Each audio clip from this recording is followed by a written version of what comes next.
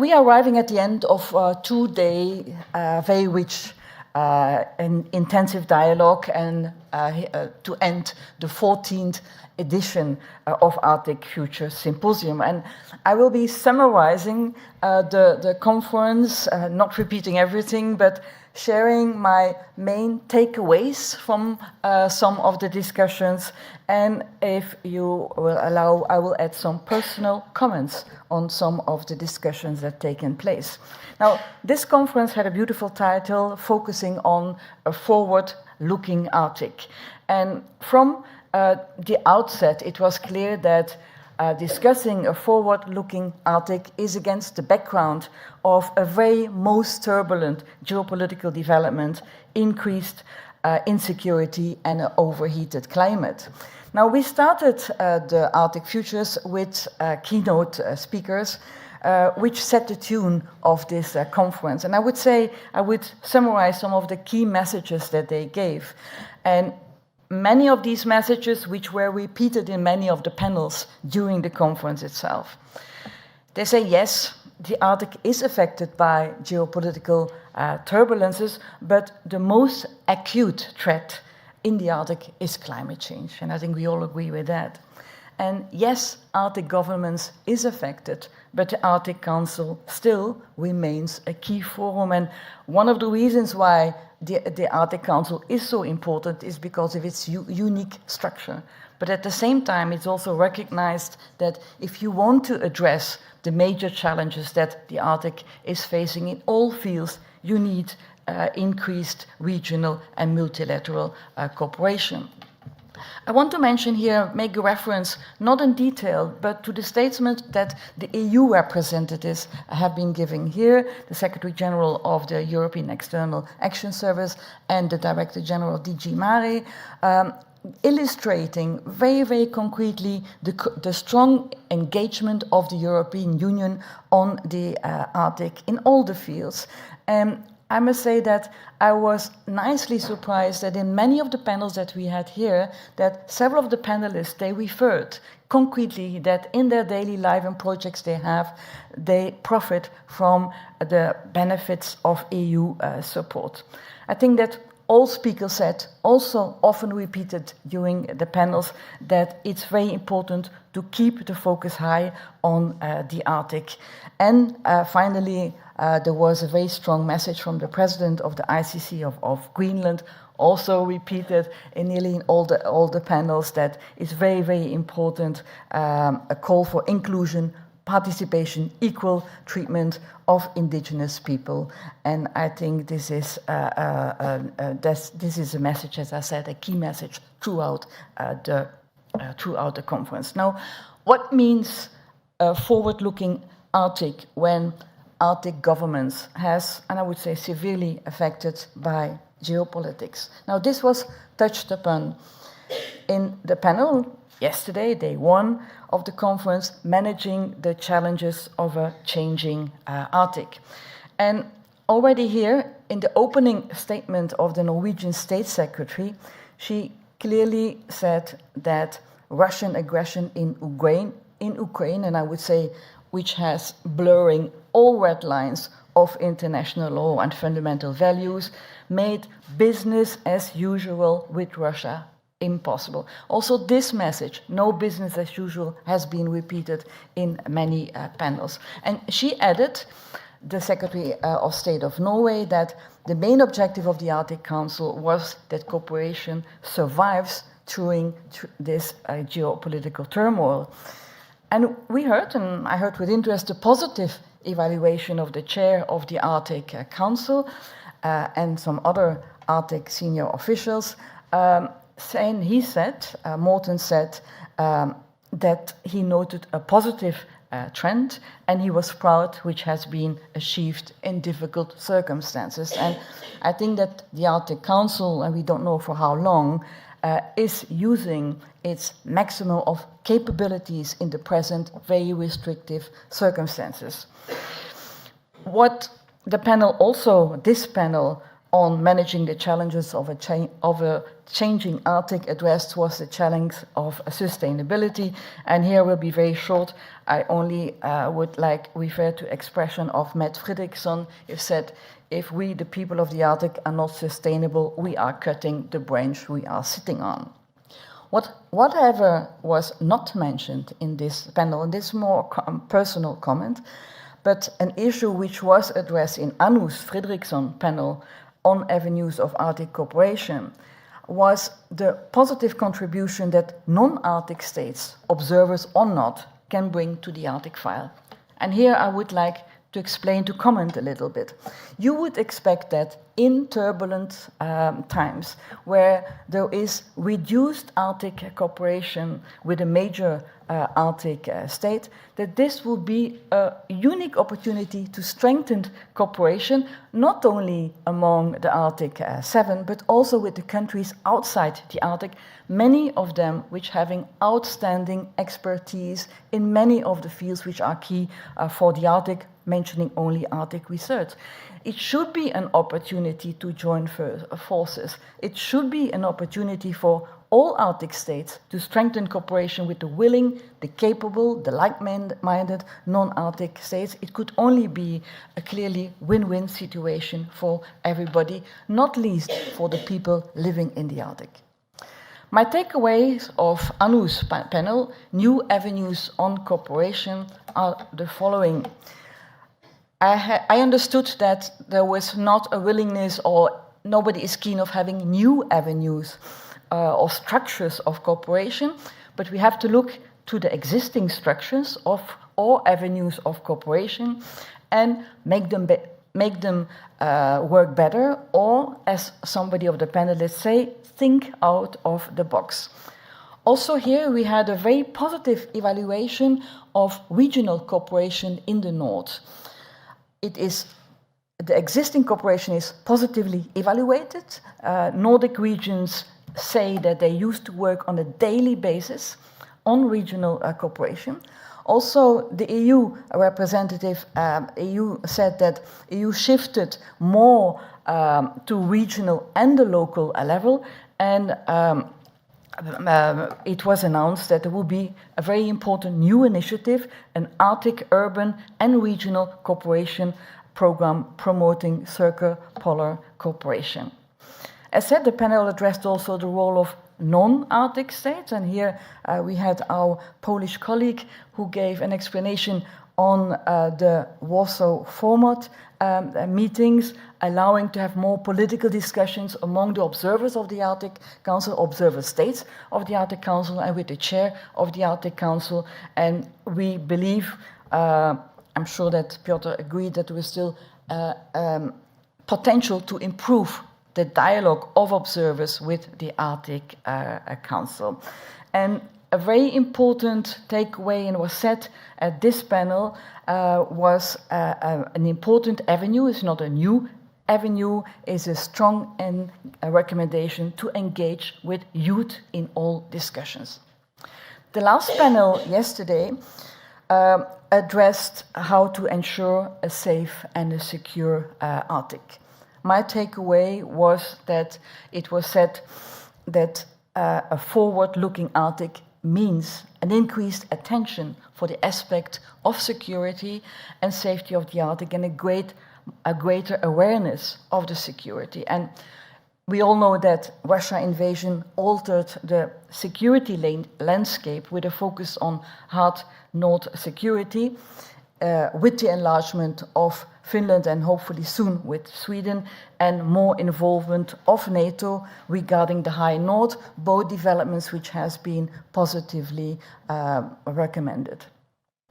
It's also, the security has also impacted on local and regional perspectives, where local representatives made a strong plea that at a local level there should be, for example, in northern Sweden, the strong cohesion policy of the European Union, keeping in mind the principle of dual use.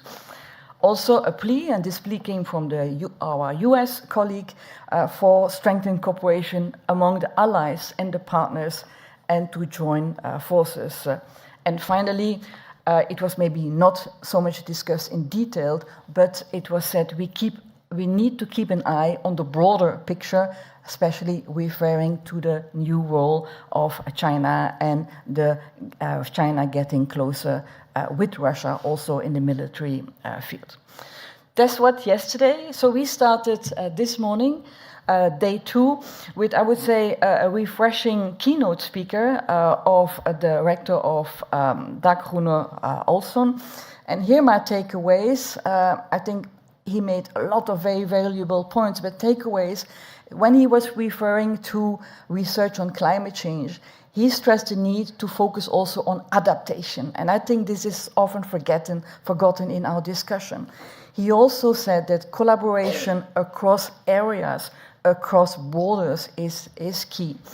He pointed to the crucial role of universities in the Arctic, for and about the Arctic, and also that education opportunities are key, which also we heard in other panels, especially today. Now, I will jump to the panels which we just heard here, because I would like to keep the panels on the people as last in my closing remarks. I will not say maybe too much things, because the whole discussion you just had is very fresh now for you. We had the panel on leveraging Arctic resources for a just green transition by Mira Kleist, and it was preceded by a keynote speaker of the Minister of Greenland, and I think we all were I was pleasantly informed about this partnership agreement of Greenland with the European Union on critical minerals. We had then at the panel at the beginning a presentation on green steel, but the messages I would say I took away from this panel discussion is that critical Arctic natural resources, in particular critical minerals, are crucial for the green, and I would add the digital transition, and they are also crucial for Europe's strategic economic autonomy. But repeated also very often, it must be done in a sustainable way, and it must be done, the transition must be just. Just meaning have several meanings. It means consent, it means local acceptance, as was said. It should consent with local communities that are impacted by industrial projects. They should have a say in the decision making, and just also in the sense that local communities must benefit from these economic developments. The last panel, green transition, means green industry empowered by green renewable energy. It's known, it was said, the Arctic is rich in renewable energy. It was said the Arctic is a land of renewable opportunities with an abundance. This is also an opportunity to ensure sustainable production of some of the highly polluting industries like steel industry. Is an opportunity, and it was said in the geopolitical context, for Europe to strengthen its energy security by becoming less dependent from fossil fuels, and it offers also an opportunity for solutions for many remote communities that continue to rely on fossil fuels. And maybe it was not so much mentioned here, but renewable energy opportunities, it offers enormous opportunities to the Arctic region that is being transformed in a technological innovation hub. But besides the opportunities, the last discussions here were clear. There are very specific challenges, lack of infrastructure, a strong call for adequate policies which are still lacking, and again, last but certainly not least, the issue of the rights of the people living in the Arctic, particularly the indigenous people, with a reference to the Norwegian Supreme Court judgment. Last but not least, and I'm coming to the end of my presentation, a forward-looking Arctic needs to continue to focus on the people of the Arctic. And it means cultivating Arctic communities and taking care of one of the most important human resources of the Arctic, which is the youth. And both themes has been extensively addressed today, and I must say that I personally like enormously both panels. The messages I take away from the discussion, the panel of Patty Burns of cultivating Arctic communities. It has been said, repeated, the Arctic is home of the people. And we heard very promising opportunities, promising for the prosperity of the region and the well-being of the people.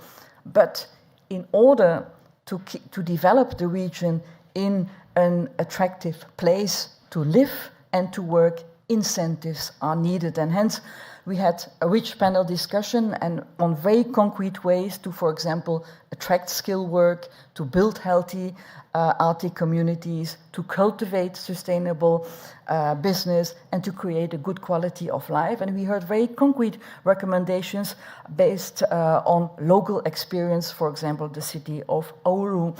And I also remember very well that Patty said that all the panelists in this panel on cultivating Arctic communities, they had a contact with the European Union. They were all benefiting from some EU programs for the Arctic, for example, EU investments funds. And finally, a strong recommendation of this panel on cultivate Arctic communities is to have a direct dialogue with youth. And here I come to the panel on youth. I think it was a highlight of this conference, was to have the panel about the youth, with the youth, and we heard a very, very, very strong voice. We heard about the challenges they face and how they're meeting their challenges. I think particularly striking is, for example, there are challenges we know quite well, like leaving the region, but mental health is also, I would say, an important challenges. We learned about the positive contributions that they are making to their communities, and they gave us very strong messages. They say, empower the youth, engage the youth, involve the youth.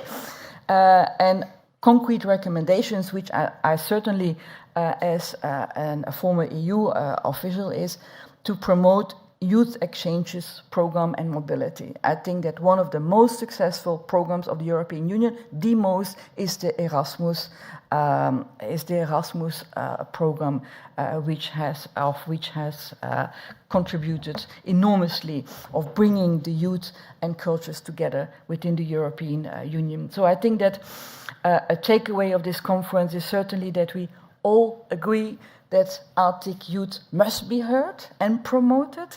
And it's certainly forward-looking that the European Union will start with an Arctic youth dialogue in the beginning of 2024. And I would also here like to congratulate Tromsø, which has been named European Youth Capital 2026. Congratulations.